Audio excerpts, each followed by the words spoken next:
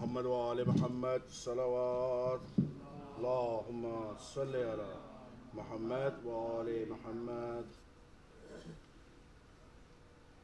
اللهم صل على محمد وآل محمد. اللهم صل على محمد وآل محمد. بسم الله الرحمن الرحيم. عن جابر بن عبد الله الأنصاري أنه قال عن فاطمة الزهراء عليها السلام بنت رسول الله صلى الله عليه وآله قال سمعت فاطمة أنها قالت دخل علي أبي رسول الله في بعض الأيام فقال السلام عليك يا فاطمة فقلت وعليك السلام قال إني أجد في بدني ضعفا فقلت له أعوذك بالله يا أبتاه من الضعف فقال يا فاطمة ائتيني بالكساء اليماني في فغطيني به فأتيت بالكساء اليماني فغطيت به وسرت أنظر إليه وإذا وجهه يتلألأ كأنه البدر في ليلة تمامه وكماله. اللهم صل على محمد وآل محمد. فما كانت إلا ساعتان وإذا بولدي الحسن قد أقبل وقال السلام عليك يا أماه فقلت وعليك السلام يا قرة عيني وثمرة فؤادي فقال يا أماه إني أشم عندك رائحتان طيبتان كأنها رائحة جدي رسول الله صلى الله عليه وآله فقلت نعم إن جدك تحت الكساء فأقبل الحسن نحو الكساء فقال السلام عليك يا جداه يا رسول الله أتأذن لي أن أدخل معك تحت الكساء فقال وعليك السلام يا ولدي ويا صاحب حوزي قد أذنت لك فدخل معه تحت الكساء.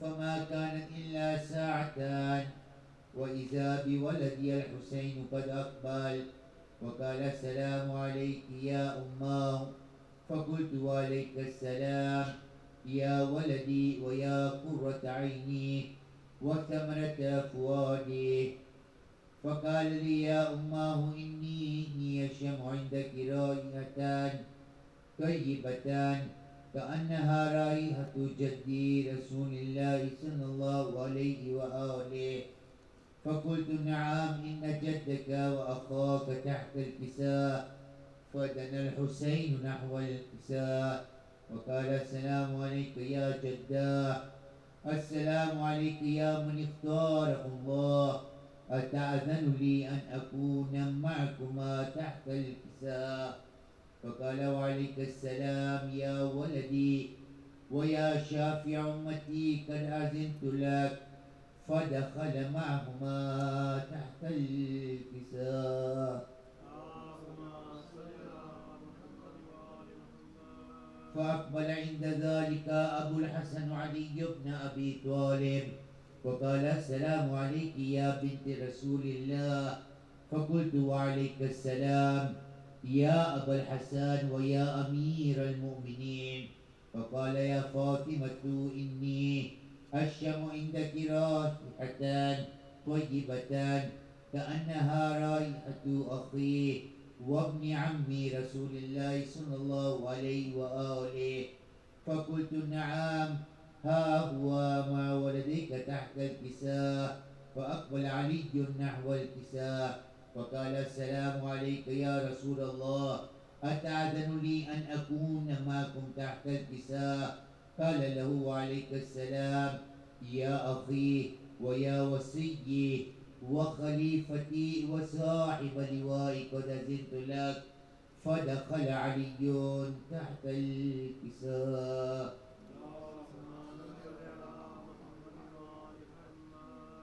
ثم أتيت نحو الكساء وقلت السلام عليك يا أبتاه يا رسول الله أتأذن لي أن أكون معكم تحت الكساء؟ قال وعليك السلام يا بنتي ويا بضعتي قد أذنت لك. فدخلت تحت الكساء، فلما اكتملنا جميعا تحت الكساء أخذ أبي رسول الله بطرفي الكساء وأومأ بيده اليمنى إلى السماء وقال اللهم إن هؤلاء أهل بيتي وخاصتي وحامتي، لحمهم لحمي ودمهم دمي، يؤلمني ما يؤلمهم ويحزنني ما يحزنهم. أنا حرب لمن حاربهم وسلم لمن سالمهم وعدو لمن آذاهم ومحب لمن أحبهم. إنهم مني وأنا منهم. فاجعل صلواتك وبركاتك ورحمتك وغفرانك ورضوانك علي وعليهم، وأذهب عنهم الرجس وطهرهم تطهيرا.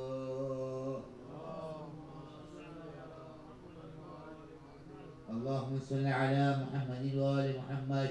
فقال الله عز وجل يا ملائكتي ويا سكان السماوات إني ما خلقت سماء مبنية ولا أرضا مدحية ولا قمرا منيرا ولا شمسا مضية ولا فلكا يدور ولا بحر يجري ولا فلكا يسري إلا في محبة هؤلاء الخمسة الذين هم تحت الكساء.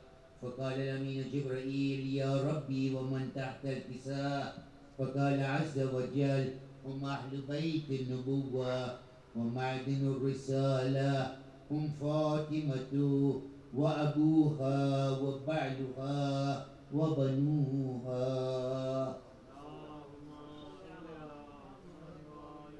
اللهم صل على محمد وآل محمد.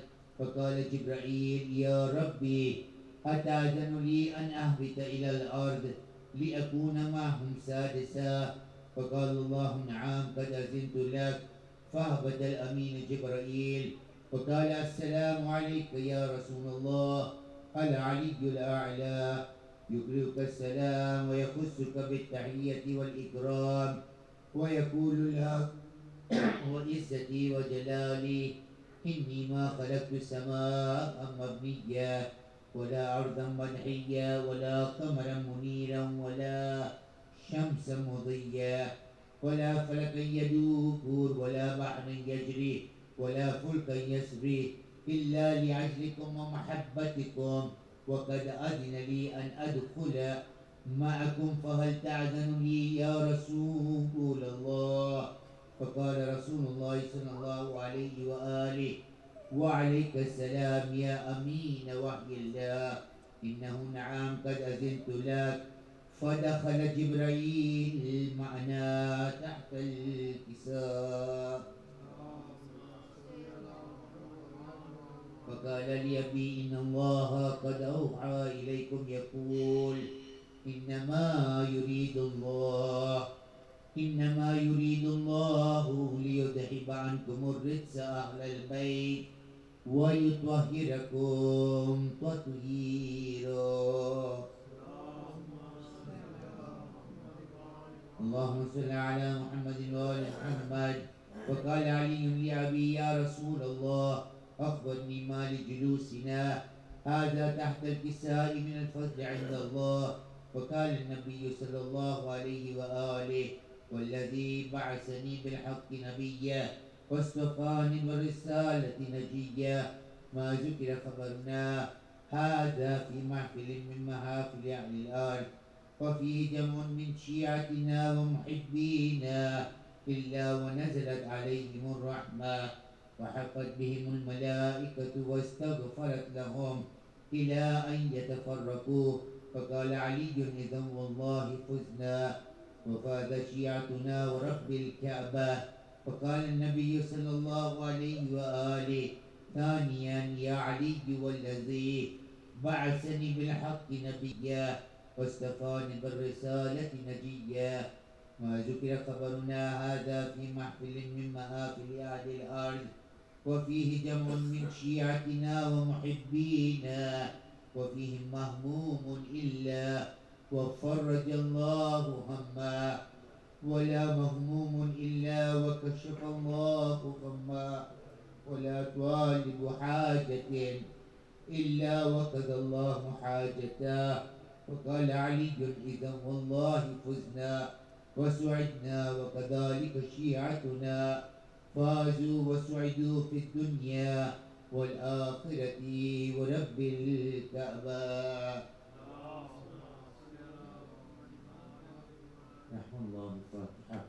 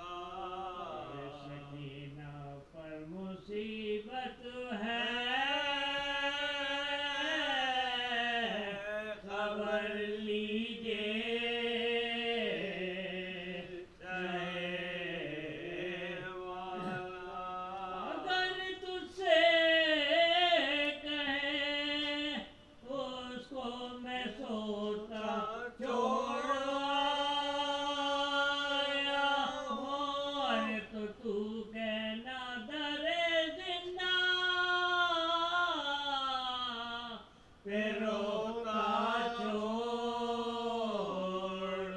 आया हूँ कहला दरे जिंदा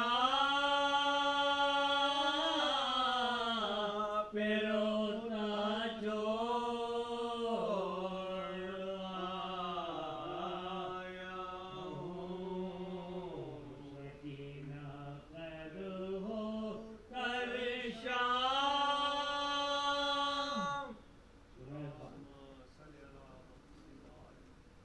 सूरह फातिहा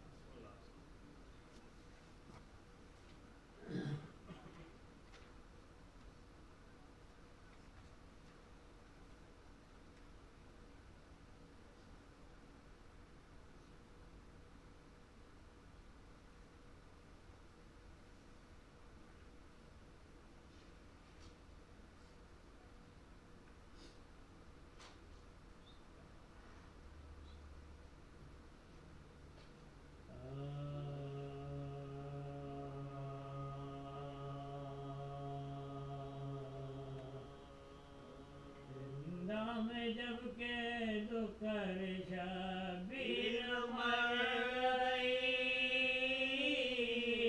जिंदा में जब के दुकर शबीर मर गई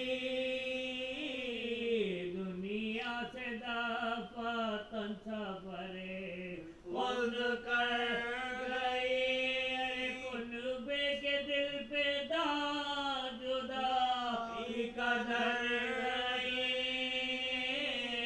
गुल पड़ गया हुसैन की आशिक गुजर गई अरे गुल पड़ गया हुसैन की आशिक गुजर गई अरे जन्नत बसाई छोड़ के दुनिया के बाग को अरे ताज़ा किया है फिर अली असगर के दाग को ताज़ा किया है फिर अली असगर के दाग को अरे बाजू हिला के बनूना शाद ने गाए बीबी पदर के सर से उठा वो तो सर जरा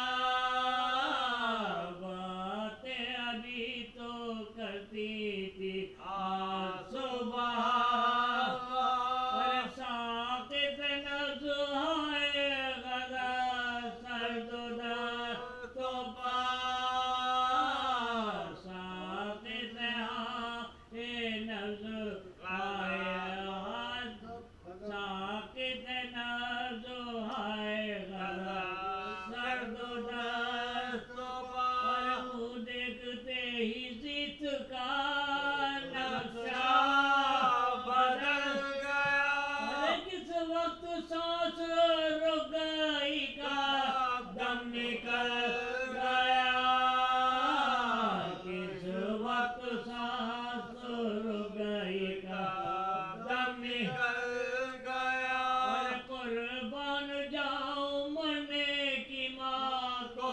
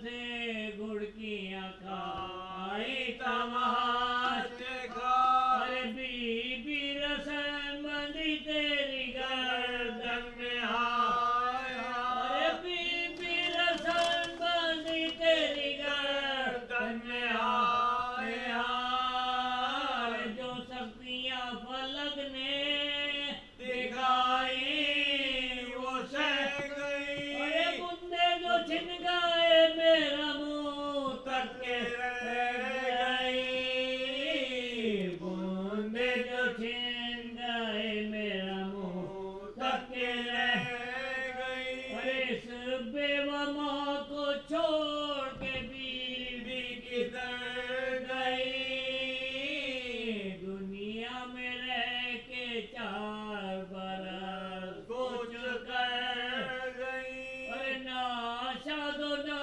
مراد جہاں سے گزر گئی ارے زندہ سے چھوٹنے بھی نہ پائی کہ مر گئی زندہ سے چھوٹنے بھی نہ پائی کہ مر گئی ارے پیدا ہوئی مدینہ خیر الانام میں ارے اس کی خبر نہ تھی کہ لحد ہوگی شام میں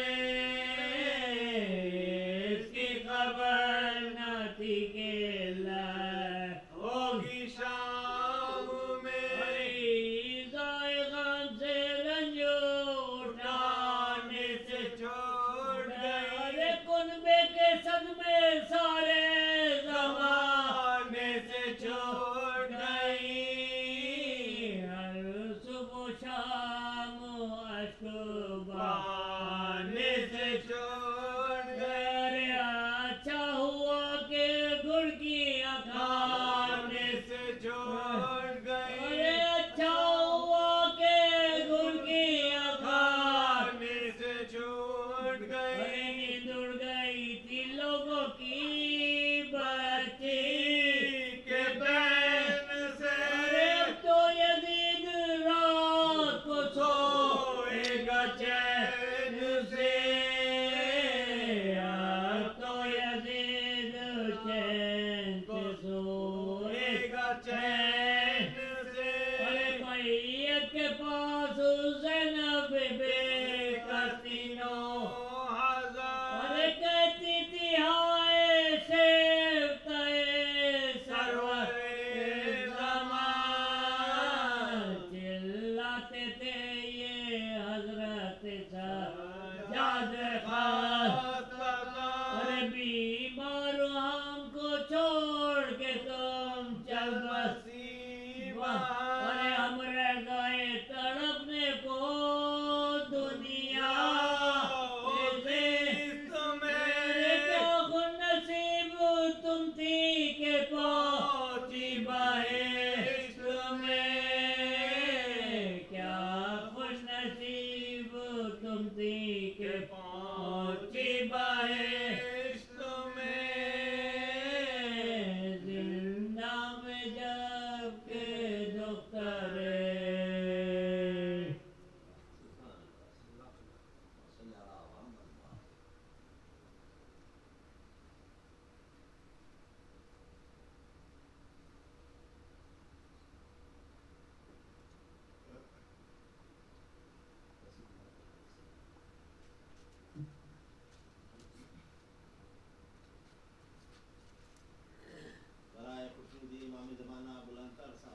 اللهم صل على محمد وآل محمد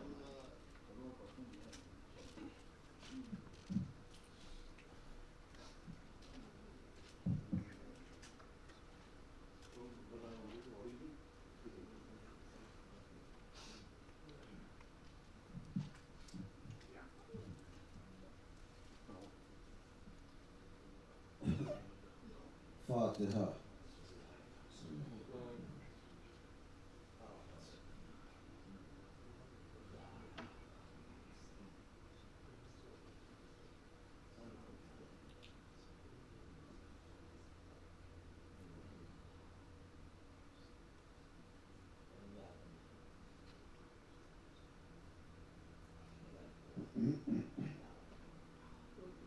لا حول ولا قوة إلا بالله العلي العظيم. أعوذ بالله من الشيطان الرجيم. بسم الله الرحمن الرحيم. الحمد لله رب العالمين بارئ الخلائق أجمعين وباعث الأنبياء والمرسلين الذي بعد فلا يرى وقرب فشهد النجوى الذي خلق الخلائق بقدرته ونشر الرياح برحمته ووتد بالصخور ميدان أرضه.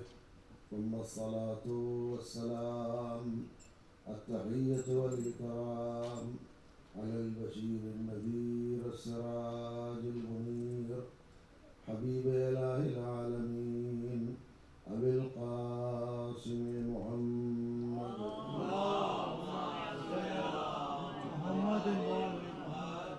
وعلى آله الأطيبين الأطهرين الأنجبين الذين أذهب الله عنهم الرجس وطهرهم تطهيرا.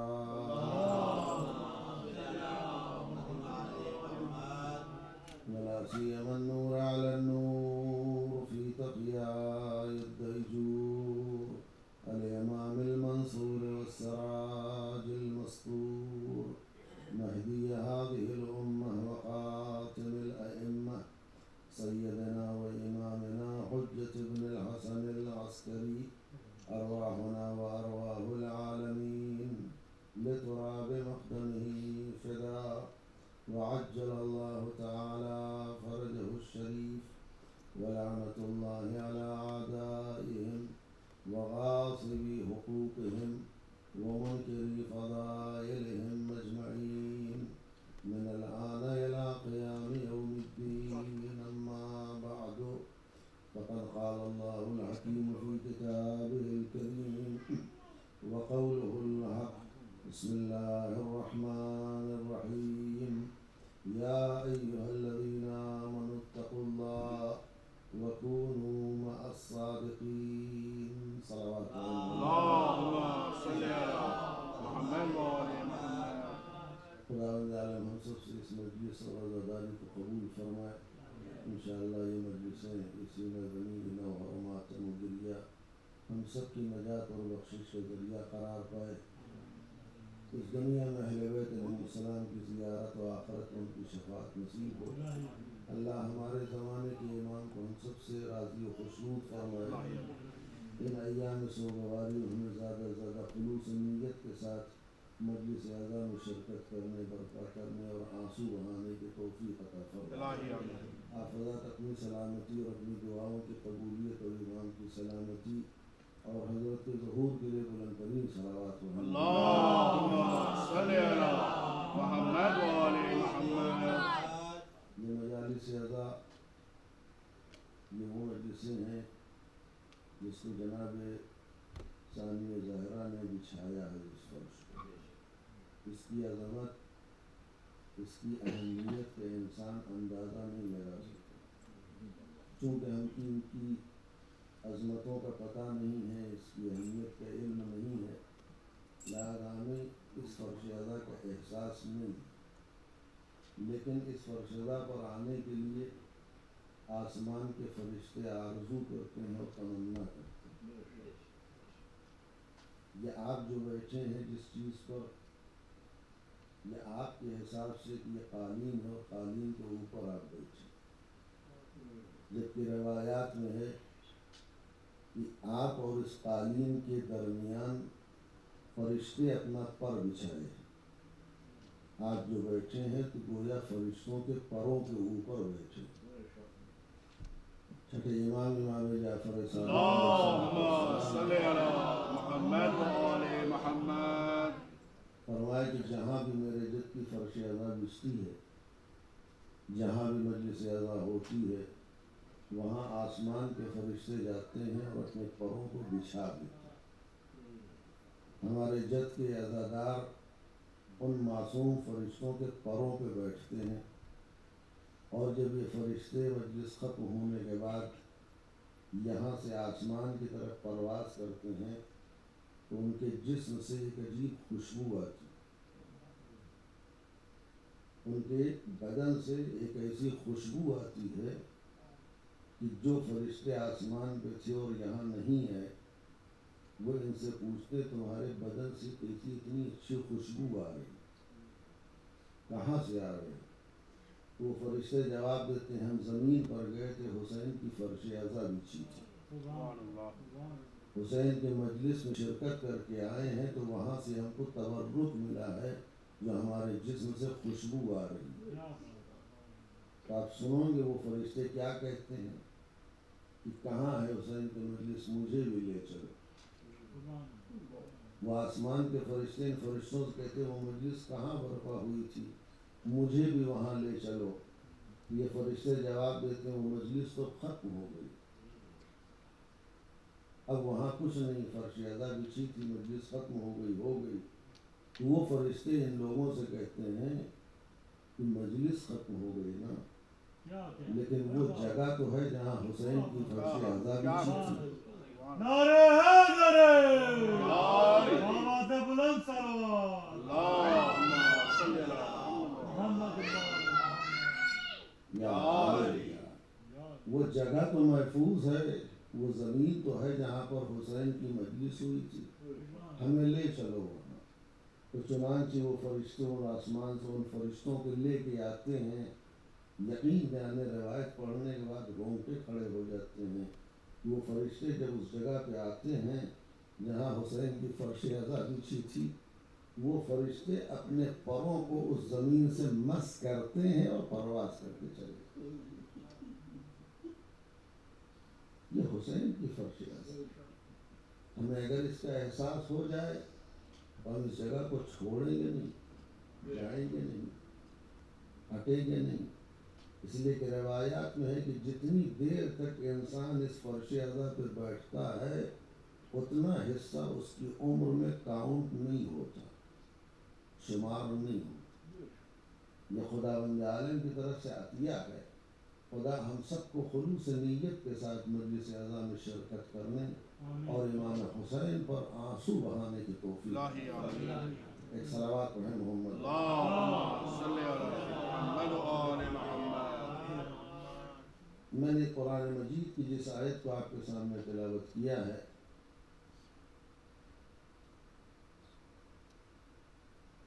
آواز بلند صلوات، اللہم صلی علی محمد و آل محمد۔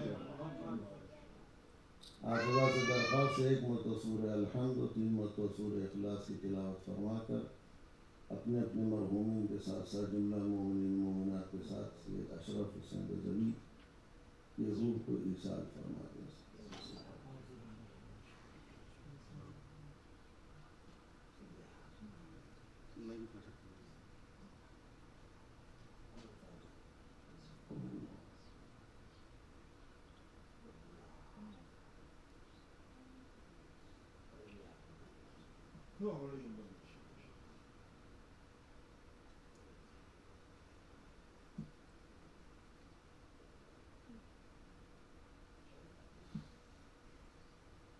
صلوات محمد۔ اللہم صلی علی محمد و آل محمد۔ قرآن مجید صاحبان ایمان سے خطاب کر رہا ہے۔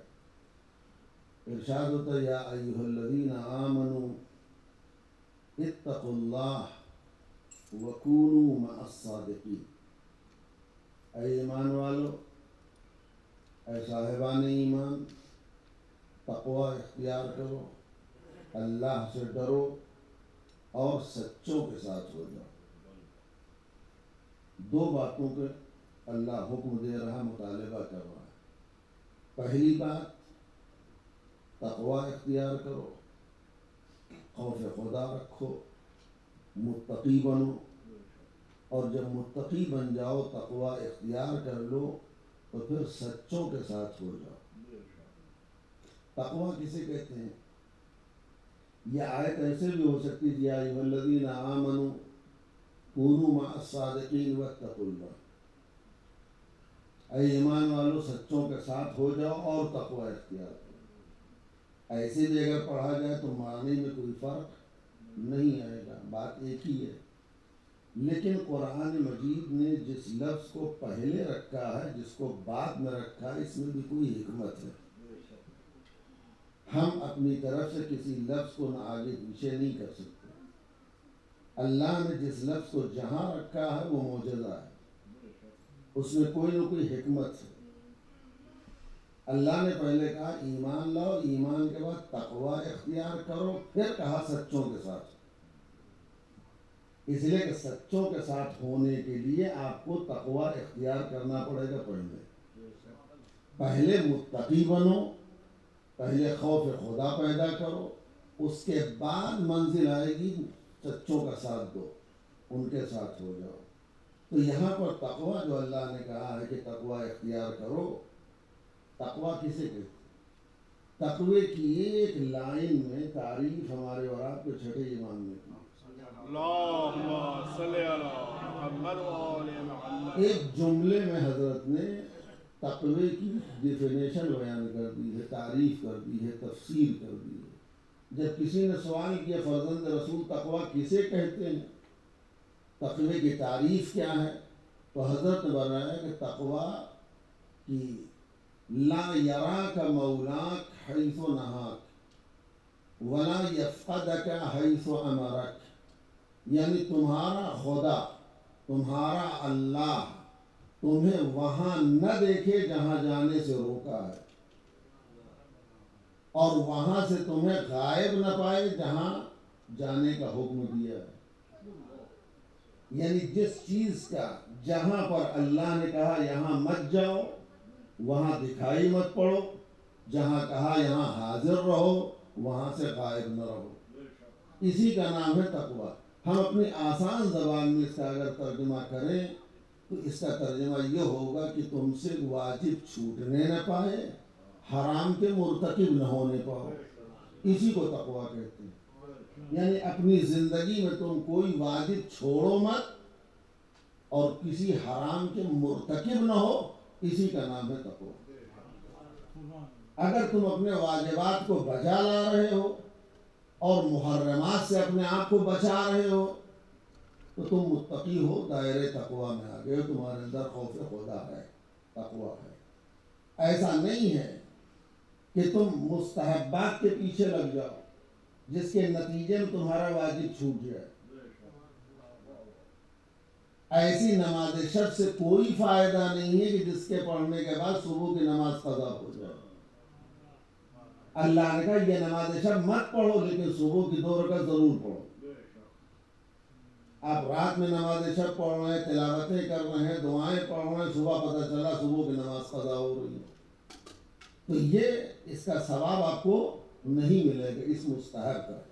اگر آپ سے کوئی واجب چھوٹ رہا ہے تو اللہ نے کہا تم واجب بجا لاؤ، محرمات سے اپنے آپ کو بچانے کی کوشش کرو جہاں تک ہو سکے، تم بچنے کی ارادہ کرو، خدا خود بخود اسباب فراہم کر دے۔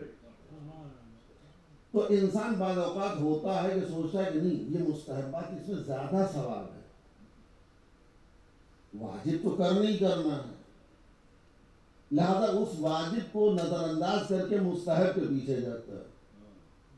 میں اس کی ایک مثال دے دیتا ہوں آپ کہ واجب اور مستحب کیا ہے اور اس کے جزا کیا ہے۔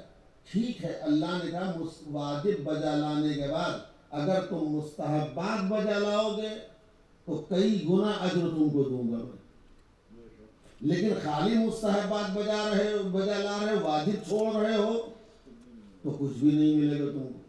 مثال کے طور پر میں نوکری کی تلاش میں ٹہل رہا ہوں، نوکری ڈھونڈ رہا ہوں، کہیں نہیں مل رہی ہم کو۔ ایک کمپنی میں ہم نے ٹرائی کیا، انٹرویو وغیرہ دیا، ہم کو وہاں جاب مل گئی، نوکری مل گئی۔ ہم سے کہا کہ دیکھیے آپ کو جاب کو ہم دے رہے ہیں، آپ کو 8 گھنٹہ ڈیوٹی دینا ہے۔ مثال کے طور پر صبح 10 بجے سے شام کو 5 بجے تک آپ کو ڈیوٹی دینا ہے، اور آپ کو مہینے کا ہم 30,000 دیں گے۔ 30,000 دیں گے، ڈیوٹی ہمیں کتنی کرنی ہے؟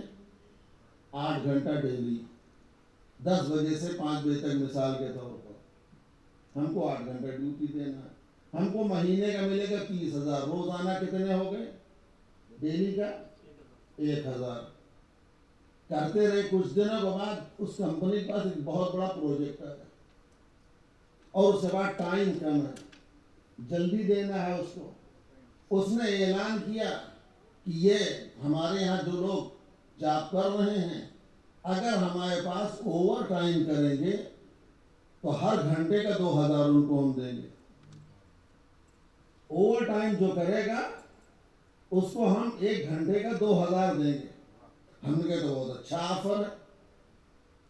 ہم نے اپنا عقل لگایا، دماغ لگایا، ہم کا صبح سے 10 بجے سے 5 بجے تک جانے سے بہتر ہے کہ 8 گھنٹہ ڈیوٹی کرنے کے بعد ہم کو روز آنے کا 1,000 روپے مل رہا، مہینے کا 30,000، تو ہم سیدھے 5 بجے شام کو جاتے ہیں، 2 گھنٹہ ڈیوٹی کر لیں گے اوور ٹائم کا، ڈیلی کا 2,000 مل جائے گا، مہینے کا 60,000۔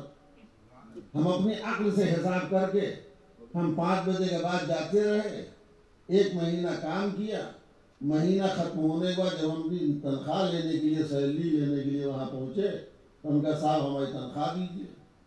ان کا پورے مہینے تو آپ ابسینٹ تھے، آپ نے ڈیوٹی کی ہی نہیں، آپ کی ڈیوٹی تھی 10 سے 5 تک، آپ آئے نہیں، 1 دن بھی نہیں ہے۔ چلیے ٹھیک ہے، آپ اس کو نہ دیے، ہم نے اوور ٹائم تو کیا ہے 2 گھنٹہ روزانہ، اس کے 1 مہینے کم سے کم 60,000 تو ہوتے ہیں، تو وہ تو آپ دیجیے ہم کو۔ اگر ہم کمپنی سے یہ مطالبہ کریں تو کیا کمپنی ہم کو وہ پیسہ دے گی؟ کیوں؟ صاحب یہ پیسہ ہم آپ کو اوور ٹائم کو اس وقت دیتے جب آپ ڈیوٹی روزانہ کی کیے ہوتے، یعنی 10 سے 5 تک اگر آپ کام کرتے، اس کے بعد اوور ٹائم کرتے تو ہم آپ کو دیتے۔ لہذا چونکہ آپ نے ڈیوٹی کی نہیں ہے، لہذا اوور ٹائم کا بھی آپ کو کوئی پیسہ نہیں ملے گا۔ یہی حال ہے واجب اور مستحب کا۔ ہم واجب چھوڑ کے مستحب بجا لا رہے ہیں، اللہ سے کہ پروردگار ہم نے مستحب تو کیا، اس کا ثواب تو دے۔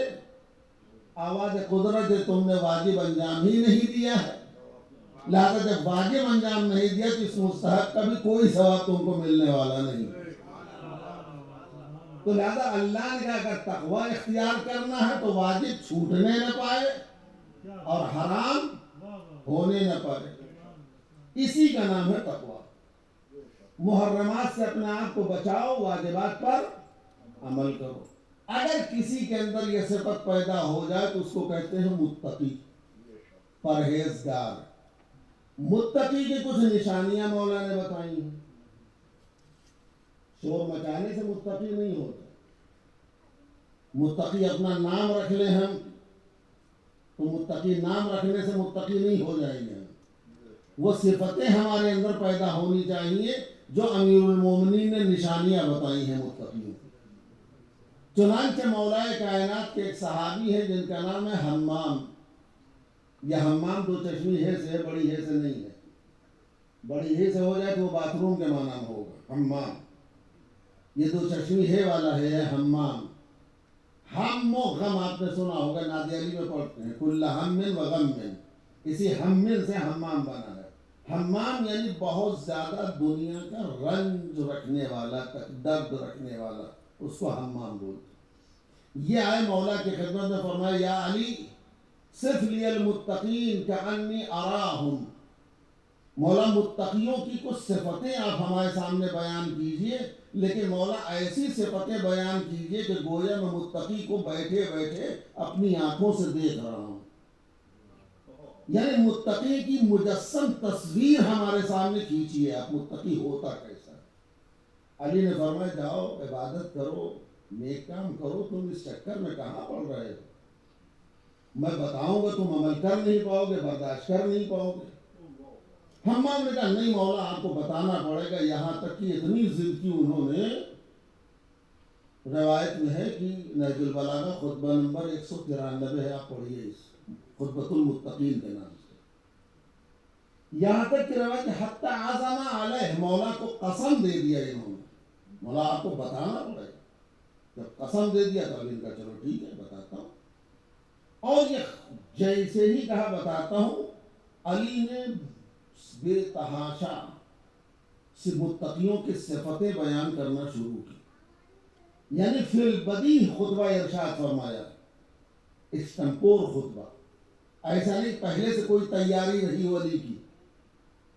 ادھر سوال کیا اور ادھر مولا نے متقیوں کی صفتیں بیان کرنا شروع کی. اور روایت کہتی کہ مولا نے 110 صفتیں متقیوں کی بیان کی ہیں ایک جلسے میں، ایک نشست میں. 110 صفتیں بیان کی. علماء نے جب کاؤنٹ کیا ان صفتوں کو تو علی ابن ابی طالب نے ایک نشست میں 110 صفتیں متقی کی بیان کی. اب اس 110 میں بھی نکتہ ہے.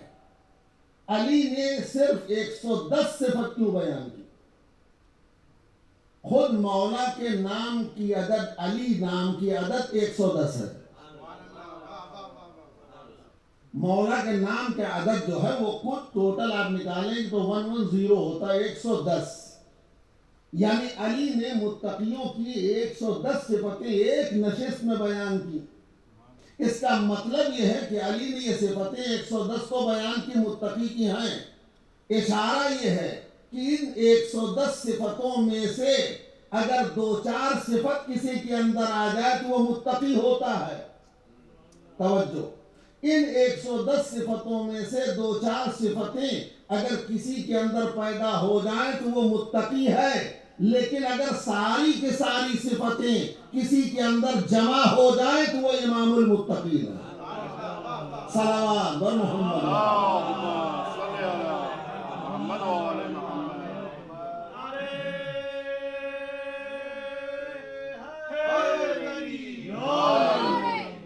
110 صفتیں علی نے بیان کی. یا علی، 110 صفتیں مولا نے بیان کی. اب ظاہر سے بات ہے مولا نے جب 110 صفتیں بیان کی ہیں تو ان 110 صفتوں میں علی کی نگاہ میں سب سے اہم صفت جو ہوگی وہ پہلے نمبر پہ آئے گی، اس کو پہلے بیان کریں گے. چنانچہ مولا نے متقی کی پہلی صفت جو بیان کی ہے وہ آپ کو سنا. ظاہر سی بات ہے 110 صفت ایک مجلس میں تو ہونے والی نہیں ہے، اس کے لیے تو اشرے چاہیے.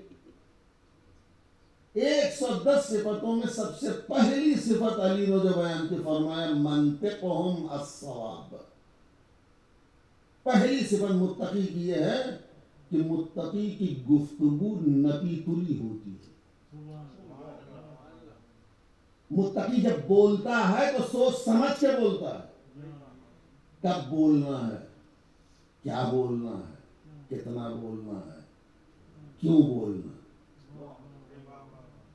یہ نہیں کہ زبان اللہ نے دی جہاں پائے بڑبڑ بڑبڑ شروع ہو گئے. اس کا حساب ہوگا. متقی کی پہلی صفت ہے کہ منطقہم الصواب، جو بھی بولے گا حق پر مبنی ہوگا. نبی تلی گفتگو کرتا ہے متقی، سوچ سمجھ کے بات کرتا ہے. ہماری بات کا اثر ہوگا یا نہیں ہوگا، ہم جو کہہ رہے ہیں کیا کہہ رہے ہیں، اس سے کہیں فساد تو نہیں ہونے والا، فتنہ تو نہیں ہونے والا. اس لیے کہ یہ زبان جو ہماری ہے مولا نے فرمایا یہ چھوٹی سی ہے، لیکن یہ 2 آدمیوں میں صلح بھی کروا دیتی ہے، قوموں میں اختلاف بھی ڈلوا دیتی ہے. یہی ایک چھوٹی سی زبان. اسی لیے علی نے ارشاد فرمایا کمال الرجل بست، آدمی کا کمال 6 چیزوں میں ہے. بے اصغرہ 2 چھوٹی چیزیں، بے اکبرہ 2 بڑی چیزیں، و بے حیعتہ 2 حیعت و شکل. اما اصغرہ، لیکن وہ 2 چھوٹی چیزیں جس سے انسان کامل ہوتا ہے، فقلبہ و لسانہ. یہ 2 چھوٹی چیزیں انسان کے اندر، ہر انسان کے اندر، انہی 2 چھوٹی چیزوں سے انسان کمال کی منزل پہ پہنچتا ہے. ایک کا نام ہے دل، دوسرے کا نام ہے زبان. دونوں چھوٹی چیزیں ہیں یا نہیں؟ کسی کی زبان 2-4 گز کی ہے، کسی کا دل 2-4 کلو کا ہے. دل بھی چھوٹا سا ہے، زبان بھی چھوٹی سی ہے. مولانا فرمایا یہ چھوٹی سی چیز تمہارے اندر، تم اس سے کامل بنو گے. کب؟ دل اور زبان دونوں پہ کنٹرول اگر تمہارا ہوگا تو. یعنی جو دل میں ہے وہی زبان پہ ہو، جو زبان پہ ہے وہی دل میں ہو. دونوں کو کنٹرول میں رکھو گے تو تم کامل بنو گے. ایسا نہیں کہ دل میں کچھ ہے زبان پہ کچھ ہے. اگر دل میں کچھ ہے زبان پہ کچھ ہے تو کمال نہیں ہے، نفاق ہے، منافقت ہے. یہ مولانا فرمایا دونوں پر کنٹرول ہونا چاہیے. اور چونکہ یہ زبان اتنی خطرناک ہے، اتنی خطرناک ہے کہ اندازہ نہیں لگا سکتے آپ. یہی 1 سیکنڈ میں تباہی مچاتی ہے، 2 قوموں میں اختلاف بھی ڈلواتی ہے اور لوگوں کے اندر ملاپ بھی پیدا کروا دیتی ہے. تو چونکہ خطرناک ہے لہذا جانوروں میں سب سے زیادہ خطرناک جانور شیر ہے. چونکہ خطرناک جانور ہے شیر، اس کو آزاد نہیں چھوڑا جاتا. اگر شیر کو آزاد چھوڑ دیا جائے تو سامان میں تباہی مچا دے گا، زندہ نہیں رہنے دے گا لوگوں کو. لہذا چونکہ وہ جانور خطرناک ہے اس کے لیے حفاظت کا انتظام ہوتا ہے. لوہے کے کٹہرے بنائے جاتے ہیں، اس میں اس کو بند کیا جاتا ہے، اس لیے کہ آزاد رہے گا تو نقصان پہنچائے گا. ہمارے اعضاء انسانی میں زبان سب سے خطرناک عضو ہے. لہذا چونکہ خطرناک ہے اس کو بھی اللہ نے دانتوں کے کٹہرے میں بند کر کے رکھا ہے. دانتوں کے کٹہرے لگائے ہیں، اس میں بند کر کے رکھا ہے. اس لیے کہ اگر یہ آزاد رہی تو کیا کیا تباہی مچائے گی نہیں معلوم. لہذا اس خطرے کو محسوس کرتے ہوئے خداوند عالم نے دانتوں کے کٹہرے بنائے، اس کے درمیان زبان کو رکھا.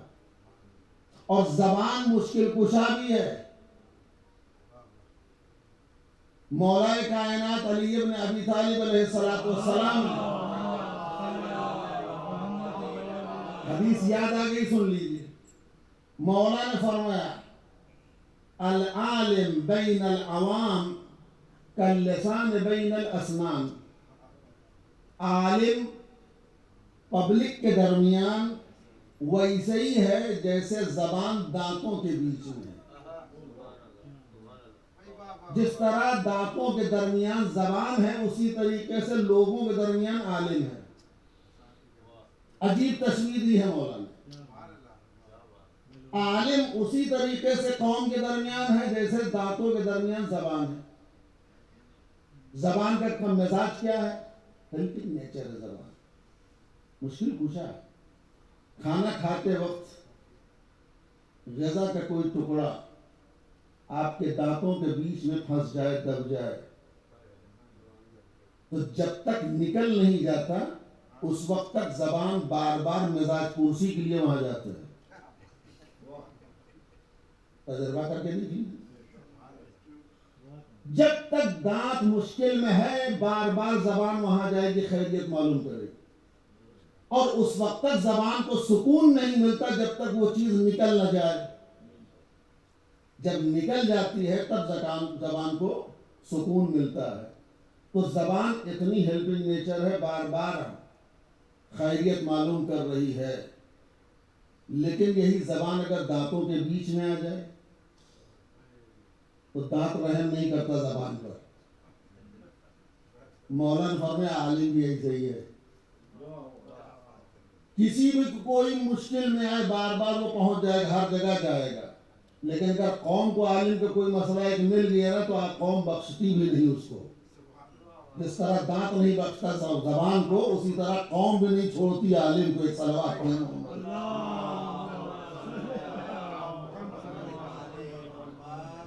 تو مولانا فرمایا 2 چیزیں ایسی ہیں جس سے انسان، چھوٹی چیزیں جس سے انسان کمپلیٹ ہوتا ہے، کامل ہوتا ہے. ایک کا نام ہے زبان، دوسرے کا نام ہے دل. دل و زبان سے انسان کامل ہوتا ہے. اس وقت کامل ہوگا جب دونوں پر آپ کا اختیار ہو، کنٹرول.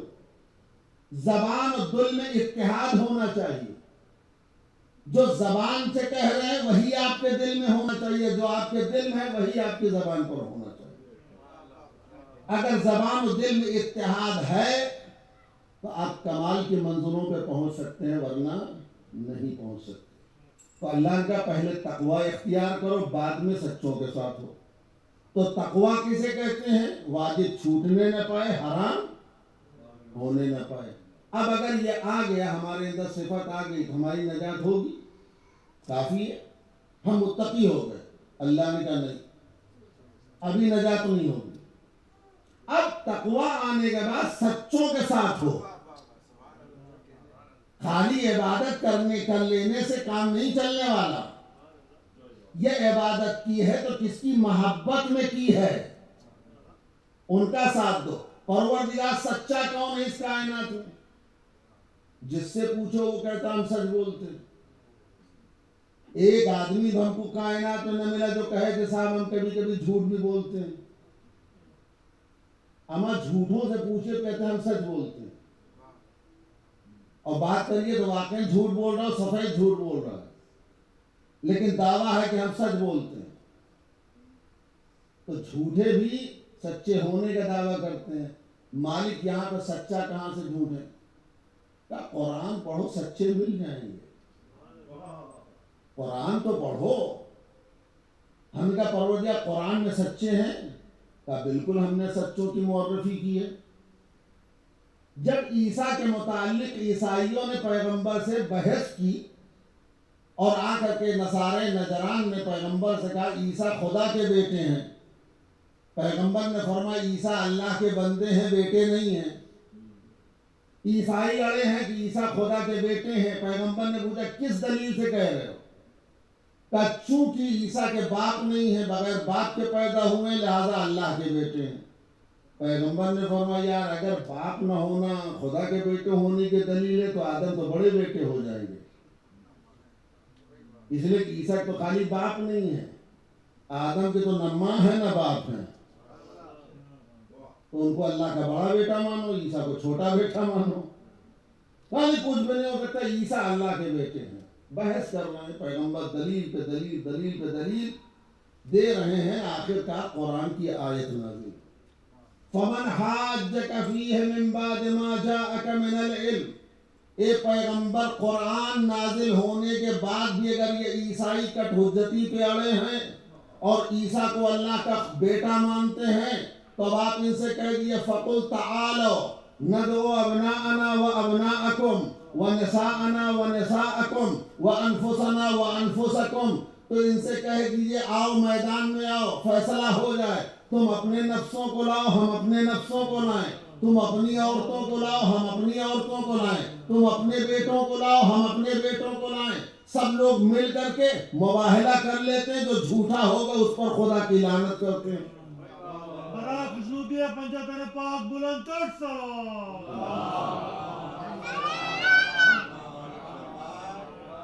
پیغمبر نے کہا فیصلہ ہو جائے گا، آیت نازل ہو گئی، چلیے آؤ میدان میں نپٹ لیا جائے، دیکھیں کون سچا کون جھوٹا۔ بس یہ ہے کہ تم اپنے بیٹوں کو لاؤ ہم اپنے بیٹوں کو لاتے ہیں، تم اپنی عورتوں کو لاؤ ہم اپنی عورتوں کو لاتے ہیں، تم اپنے جانوں کو لاؤ نفسوں کو لاؤ ہم اپنے نفسوں کو لاتے ہیں۔ اس آیت کے نازل ہونے کے بعد شیعہ سنی جتنی تفسیریں اب دیکھ رہی ہیں، تمام فرق اسلامی کے مفسرین اس بات پر اجماع کرتے ہیں کہ اس آیت کے نازل ہونے کے بعد پیغمبر مباہلے کے لیے جب گئے ہیں تو اپنے ساتھ نفسوں کی جگہ علی کو لیا، بیٹوں کو جگہ حسن و حسین کو لیا، عورتوں کو جگہ صرف فاطمہ زہرا کو لیا، یعنی خود بنفس نفیس گئے اور اپنے ساتھ 4 افراد کو لیا، علی، فاطمہ، حسن، حسین علیہم السلام، ان کو لے کر کے نکلے ہیں۔ ان کے علاوہ تمام مفسرین کہتے ہیں کوئی دوسرا پیغمبر کے ساتھ مباہلے کے لیے گیا نہیں،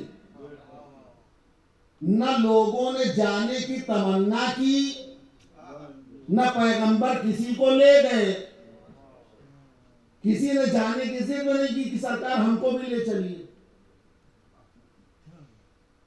یہ اصحابی کا نجوم کی روایت جو پڑھی جاتی ہے کہ ہمارے صحابہ ستاروں کی طرح ہیں، بِأَيِّهِمْ اقْتَدَيْتُمْ اهْتَدَيْتُمْ، جس کی پیروی کرو گے نجات پا جاؤ گے۔ یہ پیغمبر اسلام کے صحابہ جو ستارے کے مانند ہیں، یہ کہاں ڈوب گئے تھے؟ کیوں نہیں گئے میدان مباہلہ میں؟ کسی نے خواہش بھی نہیں ظاہر کی سرکار ہم کو بھی لے چلیے، کیوں نہیں گئے؟ اس لیے کہ ان کو معلوم تھا وہاں مال غنیمت ملنے والا نہیں ہے، جھوٹوں پر لعنت ہونی ہے۔ آیت صاف کری ثم نبتہل، ہم مباہلہ کرتے ہیں، فنجعل لعنت اللہ علی الکاذبین، لہذا جو جھوٹا ہوگا اس پر اللہ کی لعنت کریں گے، لہذا وہاں وہی جائے گا جو جھوٹا نہ ہو، وہاں وہی جائے گا جو سچا ہو، اگر جھوٹا گیا تو لعنت اسی پہ آئے گی، لہذا کسی نے جانے کی تمنا نہیں کی۔ پیغمبر اسلام اپنے ساتھ مولا علی، فاطمہ زہرا، امام حسن، امام حسین کو لے کے گئے، اس کے علاوہ کوئی آدمی نہیں گیا۔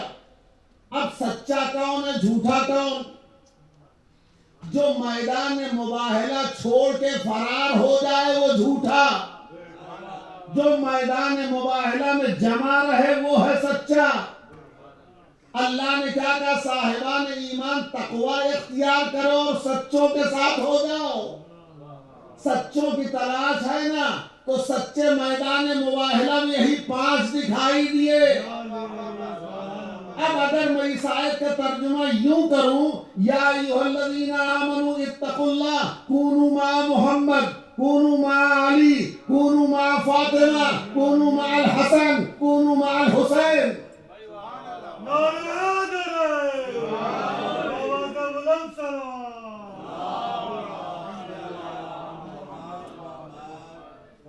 سچوں کا چھوٹا سا قافلہ پیغمبر لے کے چلے، یہ سچے ہیں، ان کے علاوہ جتنے ہیں وہ سچے نہیں ہیں۔ لہذا جیسے ہی یہ پہنچے ہیں، ان کا سردار عیسائیوں کا کہتا مباہلہ نہیں کریں گے۔ عیسائیوں کا کیوں؟ کہا ہم ایسے چہرے دیکھ رہے ہیں کہ اگر یہ اشارہ کر دیں گے تو پہاڑ اپنی جگہ سے ہٹ جائے گا، ایسے سچے چہرے دیکھ رہے ہیں کہ اگر یہ اشارہ کر دیں گے تو پہاڑ اپنی جگہ چھوڑ دے گا، لہذا انہوں نے مباہلہ کرنے سے انکار کر دیا۔ لیکن مباہلے میں جو گئے ہیں پیغمبر، اس کی شان کیا ہے، خالی ایک جھلک آپ کو دکھاتا ہوں۔ پیغمبر اسلام مباہلے کے لیے جب نکلے ہیں تو تاریخ کا بیان یہ ہے کہ امام حسن علیہ السلام کی انگلی پکڑی، امام حسین کو اپنی آغوش میں لیا، گود میں لیا، ان کے پیچھے صدیقہ طاہرہ ہیں، صدیقہ طاہرہ کے پیچھے مولائے کائنات ہیں، یعنی عصمت کبریٰ کی عصمت اور حفاظت اور پردے کا اتنا خیال پیغمبر نے رکھا کہ اگر پیغمبر اپنا قدم اٹھائیں تو فاطمہ ان کے قدم پہ قدم رکھیں، فاطمہ جب اپنا قدم اٹھائیں تو فاطمہ کے قدم پر علی اپنا قدم رکھیں، یعنی عصمت کبریٰ کے قدم پہ کسی غیر معصوم کا قدم بھی نہ پڑنے پائے۔ آگے آگے پیغمبر ہیں، ان کے پیچھے فاطمہ زہرا ہیں، ان کے پیچھے مولائے کائنات ہیں، یہ طریقہ ہے، جا رہے ہیں میدان مباہلہ میں۔ مباہلے کے لیے جب نکلے ہیں تو تصویر یہ ہے، آگے پیغمبر، ان کے پیچھے فاطمہ، ان کے پیچھے مولائے کائنات، یعنی جب گئے ہیں تو فاطمہ نبوت کے نقش قدم پہ چل رہی ہیں، علی عصمت کبریٰ کے نقش قدم پہ چل رہے ہیں، اور جب مباہلہ جیت لیا تو پلٹے ہیں تو آگے علی ہیں، ان کے پیچھے فاطمہ ہیں، ان کے پیچھے پیغمبر ہیں۔ عزیزوں جب گئے ہیں تو فاطمہ رسالت کے نقش قدم پہ چل رہی تھی، اور جب واپس آئے ہیں تو رسالت فاطمہ کے نقش قدم پہ چل رہی ہے۔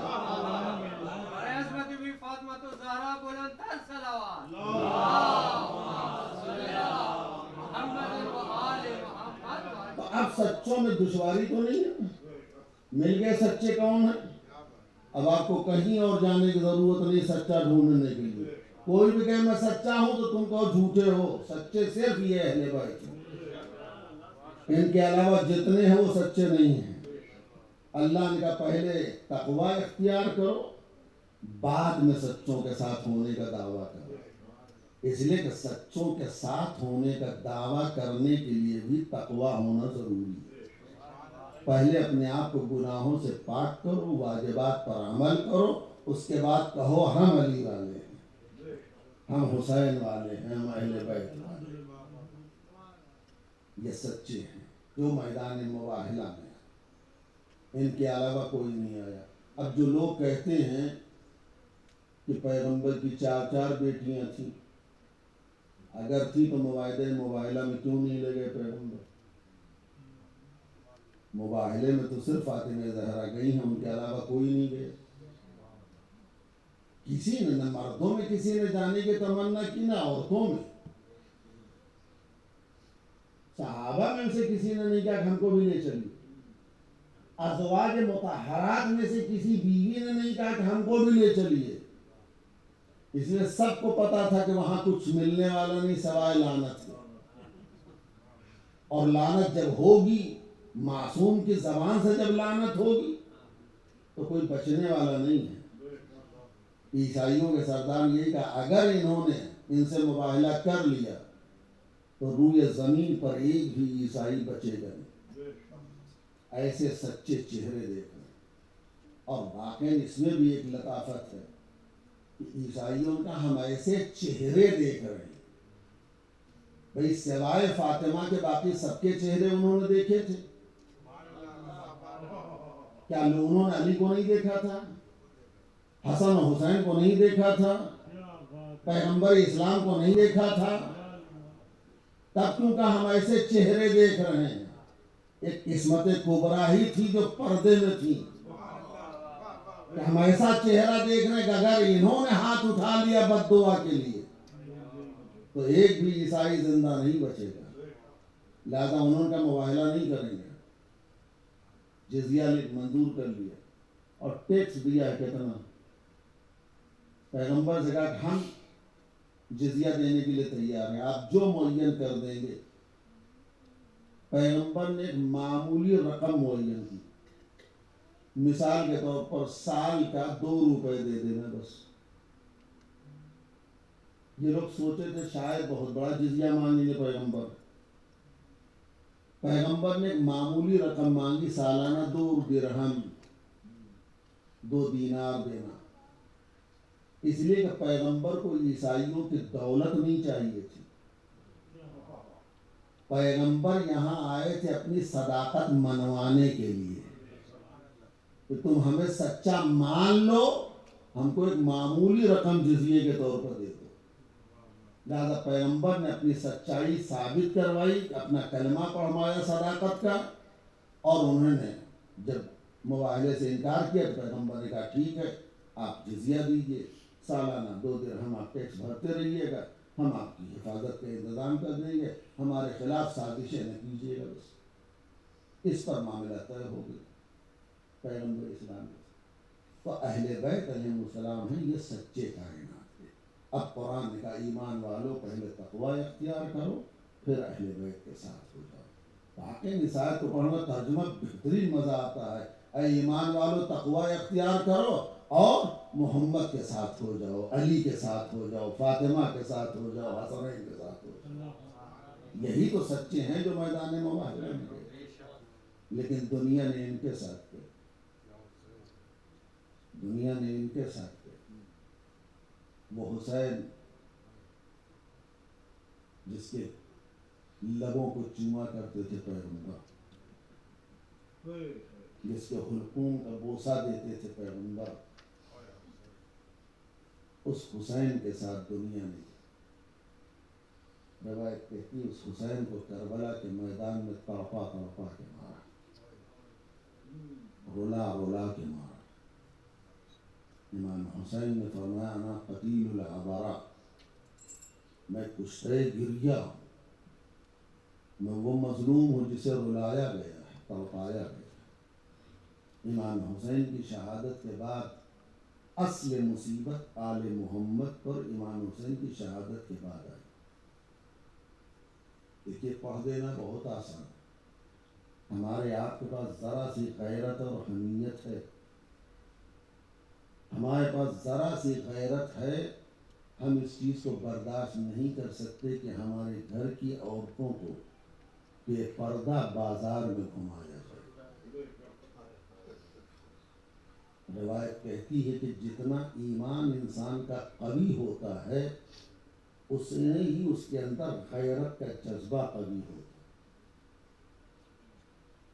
ایمان جتنا قوی ہوگا اتنی ہی غیرت اس کے اندر ڈیولپ ہوتی ہے۔ امام معصوم حجت خدا ہے، اس سے زیادہ کائنات میں غیرت مند کوئی نہیں، ان سے زیادہ غیرت مند کوئی نہیں۔ یہی وجہ ہے جب مدینے میں منہال نے سوال کیا فرزند رسول چوتھے امام سے، مولا کب تک روئیے گا، کب تک روئیے گا؟ مولا نے سر اٹھائے، منہال تم نے انصاف نہیں کیا۔ یعقوب کے 11 بیٹے تھے، ایک بیٹا یوسف غائب ہوا تھا، مرا نہیں تھا بیٹا، خالی نظروں سے غائب ہو گیا تھا۔ یعقوب کو پتا تھا کہ میرا بیٹا زندہ ہے، لیکن بیٹے کی جدائی میں اتنا روئے ہیں کہ آنکھوں کی بینائی کھو دی۔ منہال ہمارے 18 یوسف مارے گئے، ہمارے 18 یوسف بنی ہاشم مارے گئے ہماری نگاہوں کے سامنے۔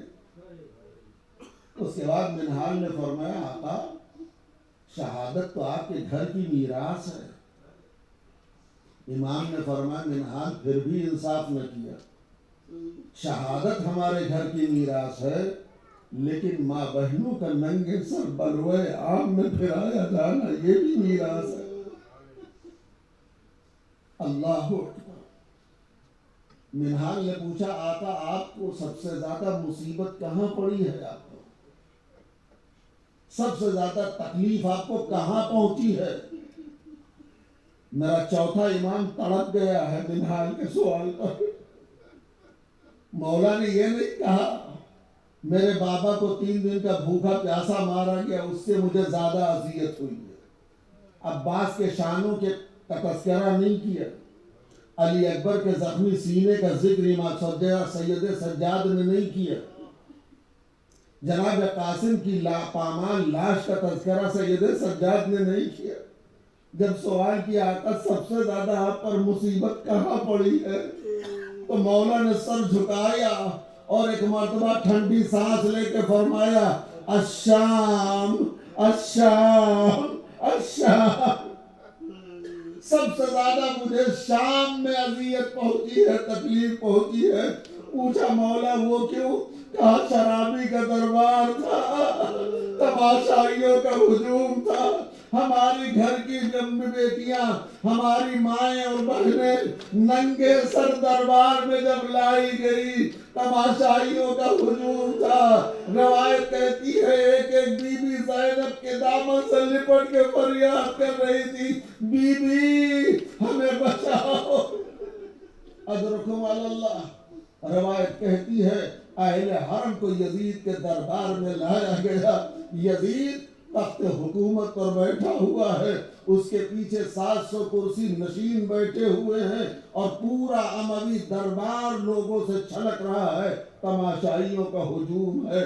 آل محمد رسول کی بیٹیاں ہاتھوں میں رسیاں ہیں، قیدی بنی ہوئی دربار میں کھڑی کی گئی ہیں۔ روایت کہتی ہے یزید کے پیروں کے پاس حسین کا کٹا ہوا سر رکھا تھا۔ اللہ اکبر۔ یزید کے پاس تخت پر حسین کا کٹا ہوا سر رکھا ہوا تھا، یزید کے ہاتھ میں ایک چھڑی تھی، اس چھڑی پہ مظلوم کربلا کے لبوں پہ جسارت کر رہا تھا۔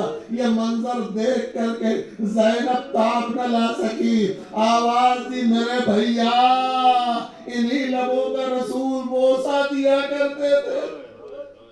اللہ اکبر۔ روایت کہتی ہے کہ ایک مرتبہ جب اسیروں کا قافلہ دربار میں تھا تو یزید کی نگاہ پڑی ایک چھوٹی سی بچی کے اوپر، پوچھا یہ بچی کون ہے؟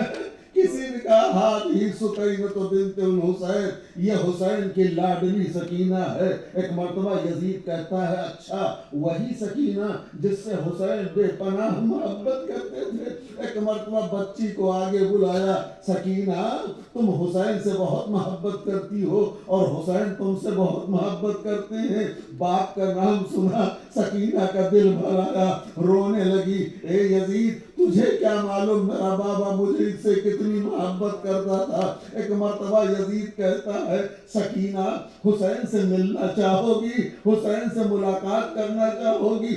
बच्ची ने रो के कहा, यजीद बिछड़े हुए जमाना हो गया, एक बार मेरे बाबा का दीदार करवा दे, एक बार मेरे बाप की ज़ियारत करवा दे। एक मर्तबा तश्ते तला से सरपोश को हटाया, बच्ची ने कहा, बच्ची ने देखा बाप का कटा हुआ सर सामने रखा है। एक मर्तबा बच्ची दौड़ी बाप का सर लेने की खातिर, शब्र का नहीं सकीना इस तरह तुम्हारे बाप का सर तुम्हारे हवाले न करूंगा। सकीना ने कहा तब का तुम वहीं से खड़े होकर के हुसैन को पुकारो, अगर सच्ची मोहब्बत होगी तो हुसैन तुम्हारे गोद में आ जाएगा। अजीजो औलाद वालों सुनो, रवायत कहती है सकीना ने कुर्ते का जला दामन उठाया, आवाज दी, बाबा यदीद सरे दरबार आपकी मोहब्बत का इम्तिहान ले रहा है। ए बाबा अपनी यतीम बच्ची की गोद में आ जाओ। इधर सकीना ने पुकारा, रवायत कहती लोगों ने देखा सरे हुसैन तश से उठा, परवाज करता हुआ बेटी की गोद में आया। सकीना ने बाप का कटा हुआ सर लिया, मुंह पे मुंह रखा, आवाज दी, बाबा आपके बाद खैमे जलाए गए। ए बाबा सरों से चादरें छीनी गई, ए बाबा रुखसार पर तमाचे मारे गए। उसके बाद कहती है, बाबा बाबा जो आपने बूंदे अपने हाथों से पिलाए थे जालिम ने बड़ी बेदर्दी से उतारे। ए बाबा देखो मेरे कानों की लबें फट गई हैं। अल्लाह अल्लाह सकीना फरियाद कर रही है। रवायत कहती है अहले हरम को कैद खाने में डाला गया, ऐसा कैद खाना कि जिस पर छत नहीं थी। अल्लाह अकबर, एक खंडर था, एक खराबा था जहाँ पे अहले हरम को असीर किया गया था, जहाँ पर दिन की धूप पड़ती थी और रात की ओस पड़ती थी। अगर कोई कैदी दीवार के सहारे टेक लगा लेता था या दीवार के साए में बैठ जाता था, उसको नेज़ों की अनियों से उठाया जाता था, पत्थर मार मार के भगाया जाता था। तुम्हें इजाजत नहीं है कि तुम साए में बैठो। रवायत कहती है कैदियों के चेहरे झुलस गए।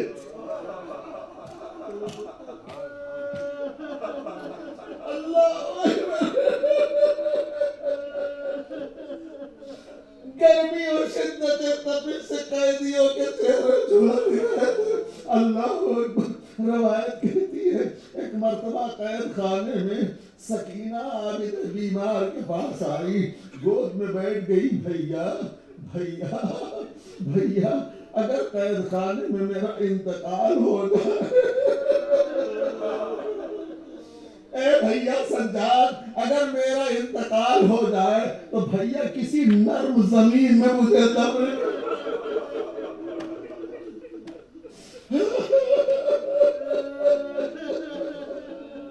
भैया मुझे किसी नर्म जमीन में दफन करना।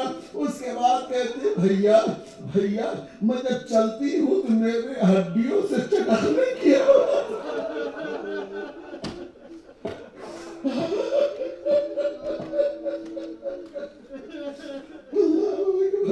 उसी तरीके से कैदियों को कैद खाने में रखा गया।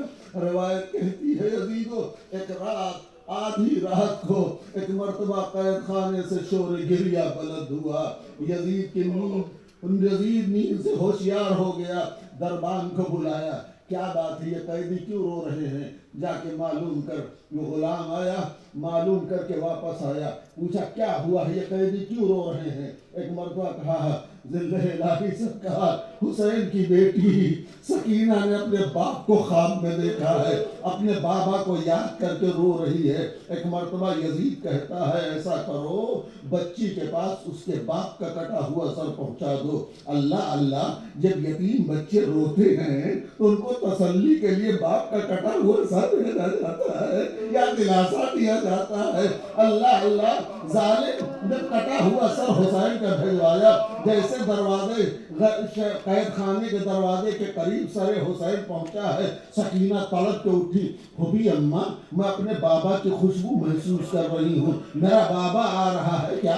ایک مرتبہ اندر قید خانے کے اندر سر لایا گیا ہے, زینب کے حوالے کیا, سکینہ یہ دیکھو تمہارے بابا کا کٹا ہوا سر ہے. اللہ, بچی دوڑی, باپ کا کٹا ہوا سر لیا. روایت کہتی دامن میں لے کر کے کافی دیر تک سکینہ نے پیار بھری باتیں کی, اور اس کے بعد ایک جملہ فرمایا جس سے سارے قیدی واہ حسینہ کہہ کے رونے لگے. آواز دی بچی نے, بابا بابا آپ کو پتا ہے شمر میں کتنے تماچے مارے ہیں؟ اے بابا, پورے راستے جب میں آپ کو یاد کر کے روتی تھی شمر تازیانے مارتا تھا, رخسار پر تماچے مارتا تھا. اے بابا میرا رخسار دیکھو نیل پڑ گیا ہے, تماچوں کے نشان دکھائی دے رہے ہیں. یہ کہہ کے سکینہ روتی رہی. ایک مرتبہ روتے روتے سکینہ کی آواز رکی. بیویاں سمجھی شاید بچی تھک کے سو گئی ہے, شاید بچی تھک کے سو گئی ہے. تھوڑی دیر کے بعد جناب زینب کبریٰ آگے بڑھی, سکینہ اٹھو بیٹا, سکینہ اٹھو بیٹا, اے میری لال سکینہ اٹھو. ایک مرتبہ جب کوئی بدن میں حرکت نہ ہوئی تو جناب زینب سید سجاد کے پاس ہے, اے میرے لال سجاد ذرا آ کے دیکھو سکینہ کو کیا ہو گیا ہے. سکینہ کچھ بول نہیں رہی ہے. عابد بیمار ہتھکڑی کو سنبھالے ہوئے بہن کے پاس آئے, ایک مرتبہ بازو ہلایا, سکینہ سجاد بلا رہا ہے. جب دیکھا بدن میں حرکت نہ ملی, سر سینہ پیٹا, اے پھوپھی اماں سکینہ ہمیں چھوڑ کے چلی گئی, حسین پر رونے والی سکینہ اب اس دنیا میں نہیں رہی. واہ حسینہ واہ مظلومہ, وسيعلم الذين ظلموا أي منقلب ينقلبون, انا للہ وانا الیہ راجعون. یا اللہ پروردگار ہم سے اس مجلس کو, روایت میں حدیث میں اغتنم الدعاء عند الرقة, جب گریہ ہو رقت طاری ہو تو دعا کی قبولیت کا بہترین موقع ہوتا ہے. یا اللہ یا اللہ, تجھے جناب سکینہ کے زخمی رخسار کا واسطہ ہم سے اس مجلس کو قبول فرما. پروردگار تجھے واسطہ ہے جناب سکینہ کا, ہم سے اس عزاداری کو قبول فرما. پروردگار اس بارگاہ میں جتنے حضرات بیٹھے ہیں جناب سکینہ کے صدقے میں کسی کو یہاں سے خالی ہاتھ واپس نہ فرما. پروردگار اہل بیت کے خون کے انتقام لینے کی خاطر اپنی آخری حجت کے ظہور میں تعجیل فرما. ہم سب کو آقا کے مخلص غلاموں میں شمار فرما. پروردگار ہمیں امام حسین کی مجلس برپا کرنے اور اس میں شرکت کرنے اور امام حسین پر خلوص نیت کے ساتھ آنسو بہانے کی توفیق عطا فرما. پروردگار تجھے واسطہ ہے محمد و آل محمد کا, اہل بیت کے چاہنے والے جہاں جہاں ہیں ان کی جان, مال, عزت, آبرو اور ایمان کی حفاظت فرما. دشمنان اہل بیت کو ذلیل و رسوا فرما. اس دنیا میں اہل بیت کی زیارت اور آخرت میں ان کی شفاعت نصیب فرما. ماتم حسین.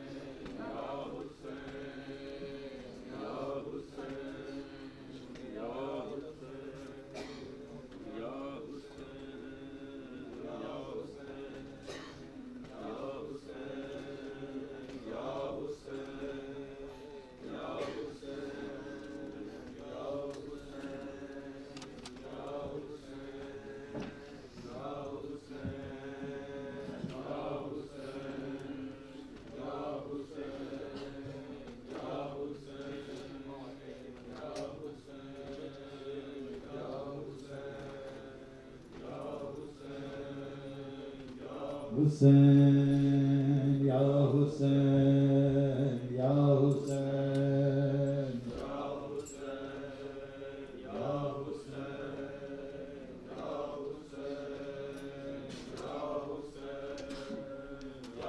حسین یا حسین یا حسین یا حسین یا حسین حیا علی خیر العمل حیا علی خیر العمل حیا علی العمل یا حسین یا حسین زندہ کے اندھیرے میں لاشا ہے سکینہ کا زندہ کے اندھیرے میں لاشا ہے سکینہ کا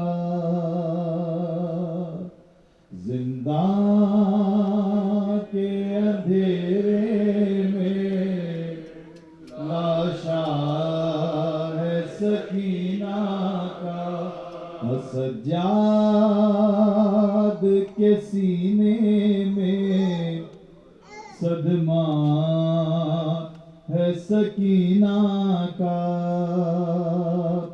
زندہ کے اندھیرے میں لاشا ہے سکینہ کا زندہ کے اندھیرے میں لاشا ہے سکینہ کا سجاد کے سینے میں صدمہ ہے سکینہ کا زندہ کے اندھیرے میں لاشا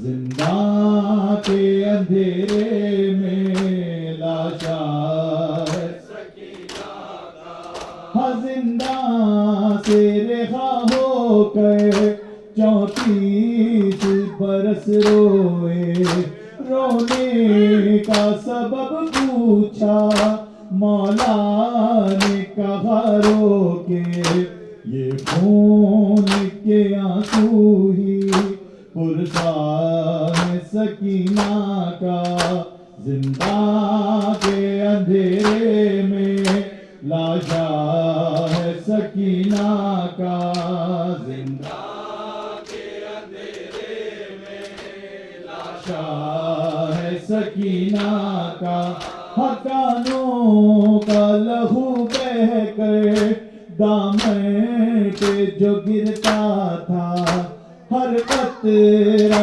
خون گویا عباس کا نوحہ تھا بالفرقت غازی میں دکھتا تھا سکینہ کا زندہ کے اندھیرے میں لاشا ہے سکینہ کا زندہ کے اندھیرے میں لاشا ہے سکینہ کا زندہ کے اندھیرے میں لاشا ہے سکینہ کا ہر ایسی کی اذیت تھی اور پیاس کی شدت بھی ہر نوع تماچوں کی سہتی تھی اذیت بھی ماں کہتی تھی دم اب تو گھٹتا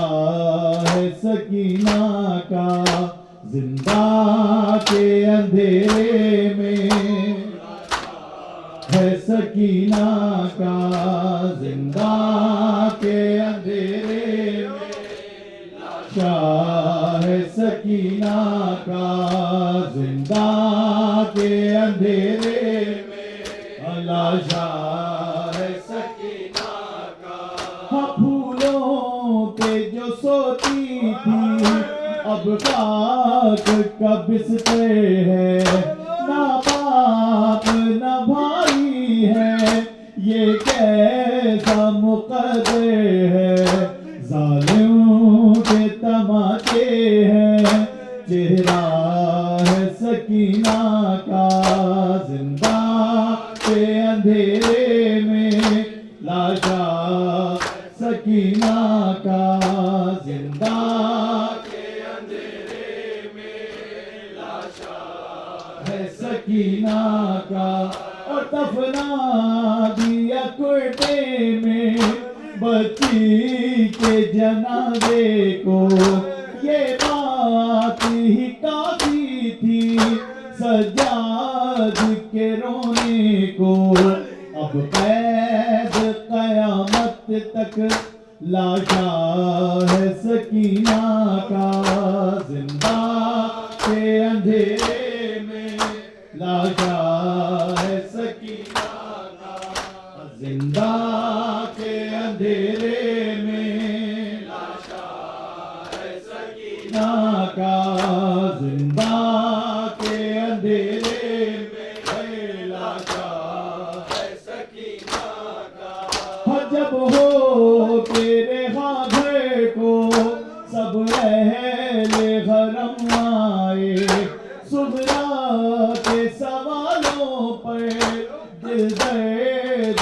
سے تھرائے کیا حال ہے صغرا نے پوچھا ہے سکینہ کا زندہ کے اندھیرے میں لاشا ہے سکینہ کا زندہ کے اندھیرے میں لاشا ہے سکینہ کا اور زندہ سے رہا ہو کر 34 برس روئے رونے کا سبب پوچھا مولا نے کہا رو کے یہ خون کے آنسو ہی پرسا ہے سکینہ کا زندہ کے اندھیرے میں لاشا ہے سکینہ کا زندہ کے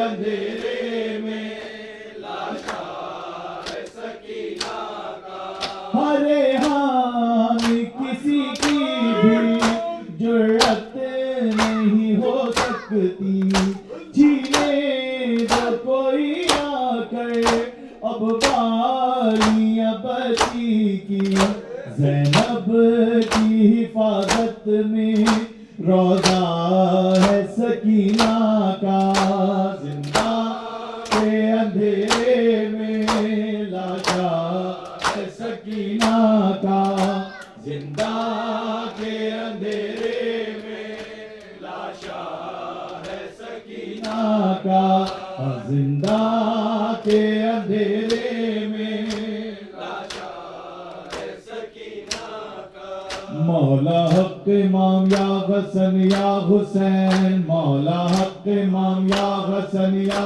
حسین یا حسین یا حسین یا حسین حسین اور شبیر کی وہ لاڈلی شبیر کی وہ لاڈلی سینے پہ جو شاہ کے پلی سینے پہ جو شاہ کے پلی جس کی ابا بن میں جلی جس کی ابا بن میں جلی منہ پر تماچوں کے نشان مولا حق امام یا حسن حسین حق امام یا حسن حسین یا حسین یا حسین یا حسین وہ عابد بیمار تھا وہ عابد بیمار تھا چلنے سے جو لاچار تھا چلنے سے جو تھا اور شام کا بازار تھا اور شام کا بازار تھا تھی مصطفیٰ کی بیٹیاں مولا حق امام یا حسن یا حسین مولا حسین یا حسین یا حسین یا حسین یا حسین یا حسین یا حسین یا حسین یا حسین یا حسین یا حسین یا حسین یا حسین یا حسین یا حسین یا حسین یا حسین یا حسین اللهم صل على محمد وآل محمد.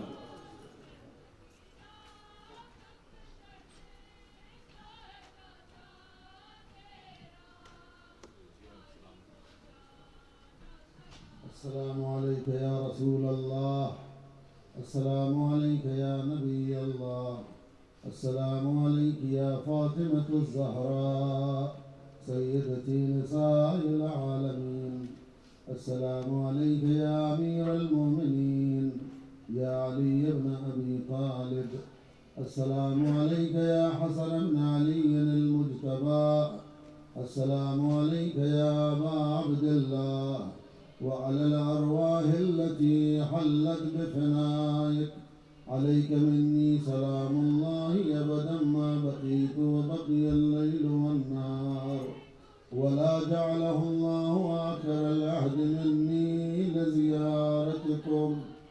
السلام على الحسين وعلى علي بن الحسين وعلى أولاد الحسين وعلى أصحاب الحسين.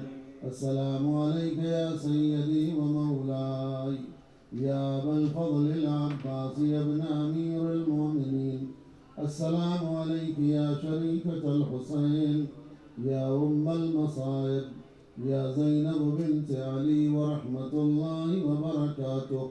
السلام عليك يا غريب الغرباء، السلام عليك يا معين الضعفاء والفقراء. السلطان يا أبا الحسن يا علي بن موسى الرضا ورحمة الله وبركاته.